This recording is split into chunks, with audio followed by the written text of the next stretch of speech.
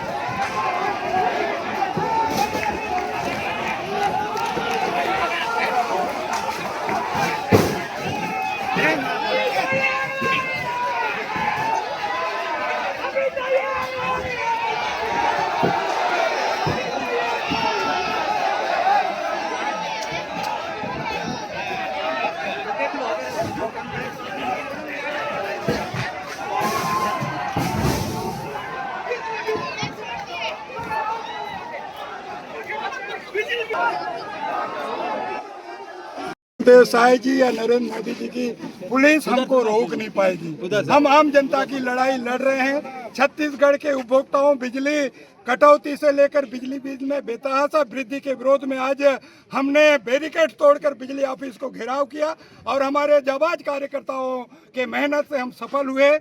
हम विष्णुदेव साय से मांग करते हैं, छत्तीसगढ़ में सरप्लस बिजली है, यहाँ के आम जनता, यहाँ के उपभोक्ताओं को उसका लाभ मिलना चाहिए, किसानों को लाभ मिलना चाहिए।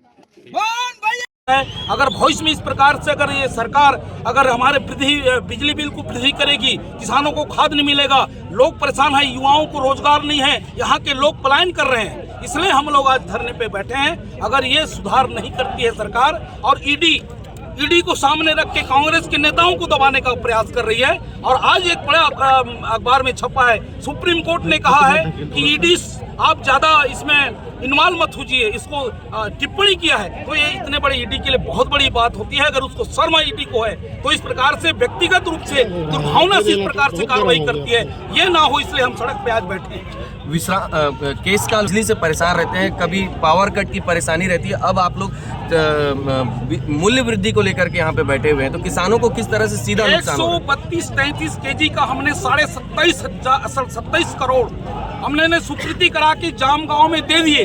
1.5 साल हो गया, वहाँ के स्थानीय जनप्रतिनिधि, वहाँ के विधायक, वहाँ के सांसद उसको चालू नहीं करा पा रहे हैं। ये तो शर्म की बात है, इनको तो डूब मरना चाहिए। इनको तो हम लोग कंडील लेके आने वाले समय में वहाँ पर जाएंगे और खोजेंगे कि सांसद विधायक कहाँ पर हैं। दूसरी बात मैं कहना चाहता हूँ, आज केसकाल से विश्रामपुरी की सड़क इतनी खराब हो चुकी है कि खेत में रोपा नहीं लग सकता, लेकिन सड़कों में रोपा लग सकता है। ये कंडीशन है आप 1.25 साल की रमन सिंह साय सरकार और नरेंद्र मोदी की सरकार में। और निश्चित तौर पे जो आज जो भीड़ दिख रही है, ये आने वाला में और बढ़ेगा और सड़क का लड़ाई लड़ेंगे। और हमारे नेता सदन में भी इसकी आवाज को उठा रहे हैं और हम लड़ते रहेंगे। जी शुक्रिया। प्रशासन के द्वारा किस तरह के इंतजाम किए गए थे?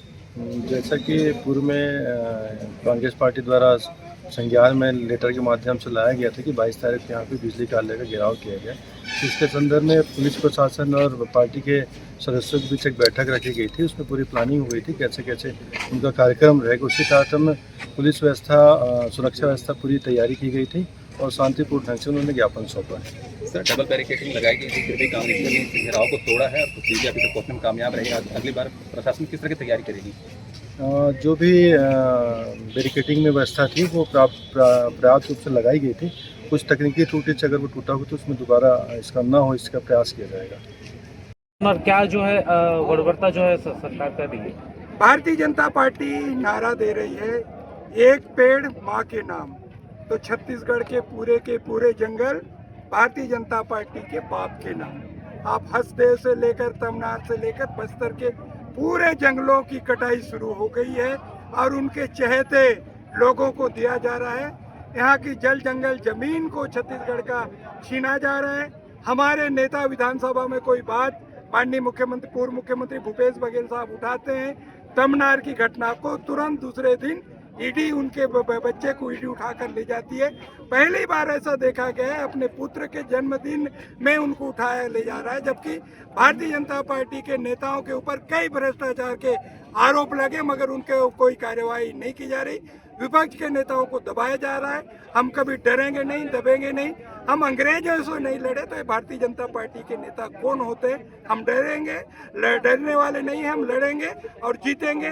रही बात छत्तीसगढ़ में सरप्लस बिजली है मगर यहाँ का बिजली दूसरे प्रदेशों में बेचा जा रहा है। यहाँ के आम उपभोक्ता से लेकर खास लोगों के ऊपर आनन फानन में लाखों रुपए बिजली बिल आ रहा है। इसके विरोध में भी आज ई कार्यालय का घेराव है और जो कांग्रेस नेताओं के ऊपर लगातार कार्यवाही हो रही है उसका आज आर्थिक नाकेबंदी पूरे प्रदेश में हम लोग कर रहे हैं।